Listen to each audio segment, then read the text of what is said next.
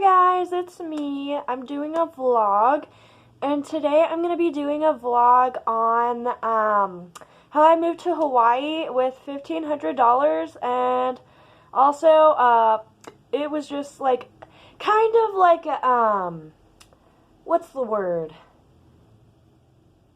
A move of faith. Like, I wanted to like test my faith in God because I was suicidal and I just wanted to kill myself. So like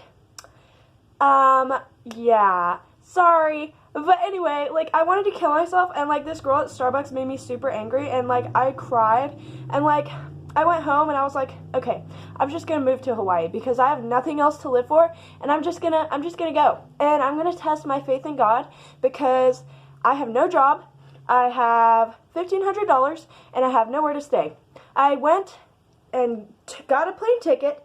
And I went on the plane. I had nowhere to stay lined up. I had no job lined up.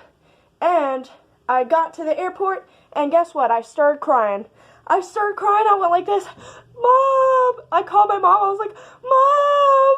Help! I don't know what to do. And then my aunt, she knew someone that could help me, but she lived all the way in Lahaina. So what I did was, before I moved, I put an ad on Craigslist saying I needed a place to stay. So I started talking to this weird guy, and for some reason, he was near the airport, because he said he worked at the airport, which he had this, like, janky car with, like, he owned a business, but, like, he came to pick me up, but, like, I didn't know.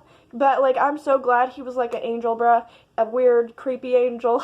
But anyway, like, that's what happened. Like, he picked me up, from the airport area, because I was walking around, I was scared and lost, and I was crying, and I tried to hitchhike, but nobody would pick me up, so like, I just kind of, he just showed up out of nowhere with his car, and he had a horn that went do-do-do-do-do-do-do-do-do, and I was like, oh, okay, and then literally, on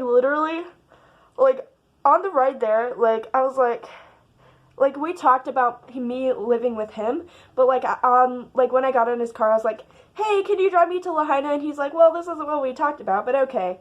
And then, so he drove me 2 hours, thank you so much, to Lahaina, and he was a tour guide, so the whole time he was talking about the whales, and I just felt like this was my Hawaiian tour. I was like, oh, okay, well, thanks, bruh. And then literally, like, I got to the lady's house because my aunt had someone she knew, so I went to her address, and I just showed up, and I was like, hey, could I stay with you? And she's like, oh, okay, you could stay for a day, and I was like, oh, a day? And then she's like, yeah, and I'm like, oh, and then, like, literally, bro, like, I still had that ad on Craigslist, and then literally the next day, someone had texted me about a hostel that was literally down the street from this lady's house. It was down the street, bruh. I was in my head, I was like, oh my God, it's God. I knew God would save me. No, like, literally, bruh, God saved me. I'm not joking. God saved me, okay? And, like, literally, I was like, oh my God, thank you so much. This guy, his name was Brandon. Thank you, Brandon. Super cool guy. He was an alcoholic, but there was a lot of guys there, like, a lot of old men. And, like, I had to share a room with them, but you know what? It was $500 a month. In Hawaii, that's so cheap, you don't even understand. There were roaches and shit, but it's okay. Because honestly, literally, bruh, it was worth it. I was not homeless. Like, when I moved there, I was ready to be homeless. Like, I really was. Like, I brought a bunch of food, and I brought my backpack with some clothes in it.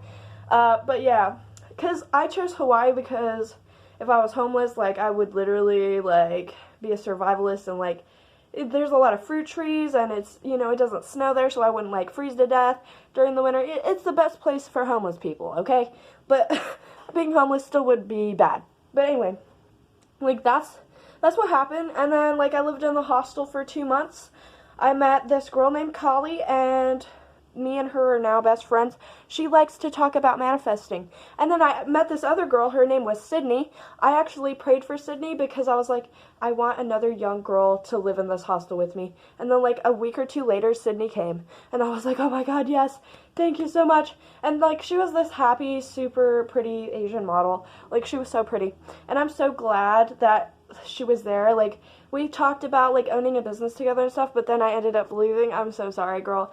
I'm so sorry if you're watching this video. But anyway, because, like, literally after I left Hawaii, after 2 months of living there, she left, like, the next day. I was like, oh my god. But even though she wanted to stay, and she had a boyfriend there, bro, I was like, oh my god, girl, you literally left because of me. I swear to god, that's why.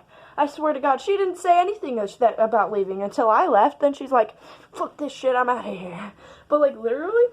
So that's what happened. I have to make this video short because it can only make a certain amount of, video before the space runs out. So thank you guys for watching. I will see you guys in the next video, and have a good day. Bye!